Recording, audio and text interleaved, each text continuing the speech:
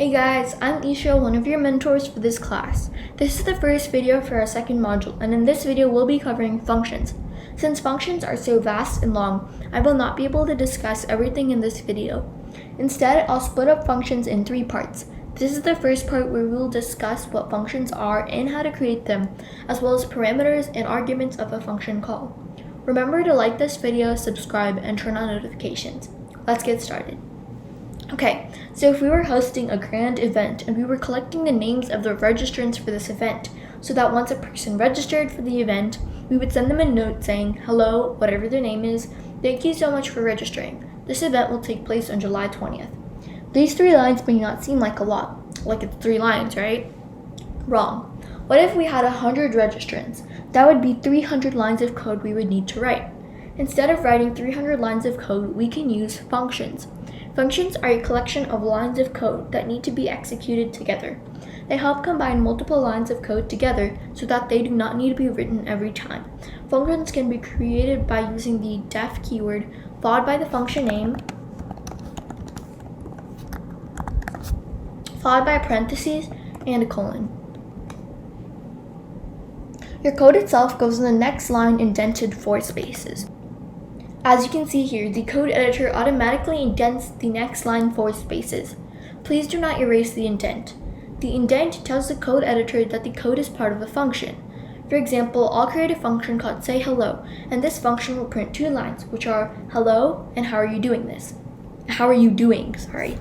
To do this, first I'll type the def keyword, followed by the function name, which in this case is sayHello. After that, I'll type a parentheses and a colon. These 4 things, the def keyword, the function name, the parentheses, and the colon make up the heading of your function. The code itself goes on the next line indented 4 spaces.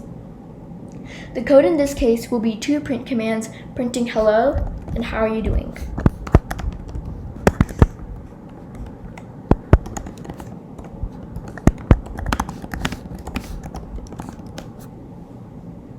This is one of the most basic functions you can make. Easy, right? Now let's talk about the def keyword. The def keyword is short for define. When you create a function, you are defining the function name. That's why we use def. Now that we've discussed how to make a function, let's talk about how to get the function to actually print the code. To do this, we have to call the function. The function can be called by typing the function name followed by a parentheses. So if I wanted to call the function sayHello, I would type sayHello followed by a parentheses. One very important thing to remember is that if I wanted to write something that was not part of the function, I would have to unindent the lines of code. And I'm going to run this and see what happens. It printed, "Hello, how are you doing?" That's the basic function in Python, but there are definitely some more advanced functions. To make a more advanced function, you can include parameters and arguments of a function call. Function parameters allow data to be passed to the function and used by the function. So for example, if I created a function called today's special and then printed out today's special is whatever the special is, how would we change the value of the special from day to day? We would use parameters. Parameters go inside the function's brackets, and when we call the function, we have to provide a value for that parameter. So for the function today's special, we would create a parameter called special. And this is how you do it. So first, to create the function itself, I would type the def keyword, followed by the function name, which is today's special, followed by parentheses and a colon. But this time, we're going to include a parameter, and the parameter goes inside the brackets. I'll call it special. So now when we call the function, we have to provide a value for that parameter. Now I have to type a print statement saying today's special is whatever the special is, and we can do this using concatenation. I'll use the plus operator for concatenation this time. So, for example, if today's special was pizza, I'd have to type pizza in the brackets when I call the function. So first I'll type the print statements saying today's special is plus the special. And now I'm going to call the function.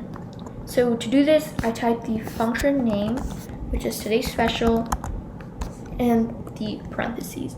This time what's different is that we have to provide a value for the parameter, and I'm going to provide the value this time. So I'm going to pass pizza in. Now when I print it, it should say today's special is special. And that's exactly what it does. The argument of the function is the value which we provide when we call a function. It's the value that gets passed into the parameter. So if we take our function today's special, the parameter is special, so our argument would be the special itself. In this case, the argument would be pizza. So this is the argument and this is the parameter. The argument gets passed into the parameter. Now I'm going to try calling the function with a different argument and see if it prints the same thing, but with the new argument instead of the old argument, which is pizza. So I'm going to change the argument to pasta. It should print today's special is pasta. And that's exactly what it does. When we define functions, we are not limited to just providing one parameter. We're allowed to pass as many parameters as we want by separating them with commas. So for example, if we had 2 specials on a day, then we can go up and add another parameter called whatever we want it to call, but I'll call it special 2. Now when we do this, we have to provide another argument when we call the function. So I could add another argument called pizza. So pasta gets passed into special and pizza gets passed into special 2. But before we can run this code, we have to incorporate something that's talking about special 2. What I mean by that is like if we run this code, it's just going to print today's special is pasta because we didn't talk about special 2 at all. We just said print today's special is special. So we should try to include something that talks about pizza. So to do this, I'm going to type an and special 2. Now when we run this, it should say today's special is our special and special 2, which in this case would print out today's special is pasta and pizza. And that's what it does. It printed exactly what we had expected. But what would happen if we had only provided one parameter, but we called the function with 2 arguments?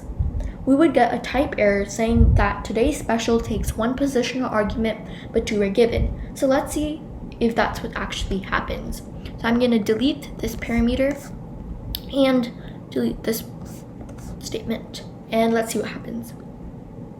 And we get a type error saying today's special takes 1 positional argument, but 2 are given. For now, when we create a function, we should always provide the same number of arguments and parameters. In the next video, I'll discuss how we can have multiple parameters, but have less arguments than the number of parameters. If you recall, in the beginning of the video, I talked about the registration example. So now I'll create a simple function to show you how to solve that problem. To do this, first I'll type the def keyword, followed by the function name, which I'll set to registration note because it sends a note to anyone who registers. And I'll type parentheses and a colon. The parameter in this case would be name because it takes the name of the person who registered and then sends them a note. After that, I'll type 3 print statements saying hello plus their name and thank you so much for registering.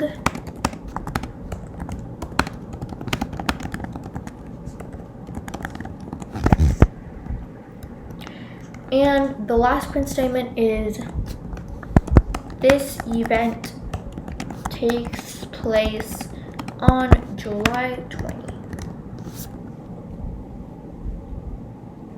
The reason why I'm using 3 print statements instead of 1 is because I wanted to make my code more organized. And if we need to change something, I would not have to change the whole long print statement. I could just use one of the shorter print statements and change that. This might seem redundant to you, so if you feel this way, that's completely fine. You can just type it all in one print statement. Now I'll call the function with the value of Bob as the name, and let's see what it prints out. So I'll call it. So to do this, I type the function name, which is registration note.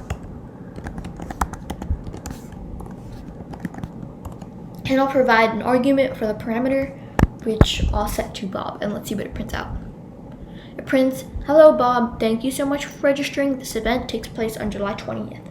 This is much easier than typing out every single time when a person registers, hi, thank you so much for registering. This event takes place on July 20th. That's all for this video. Thank you so much for watching this video. I hope this video helped you. Don't forget to smash that like button, subscribe, and turn on notifications. And remember to check out part 2 for information such as keyword arguments and positional arguments. Bye!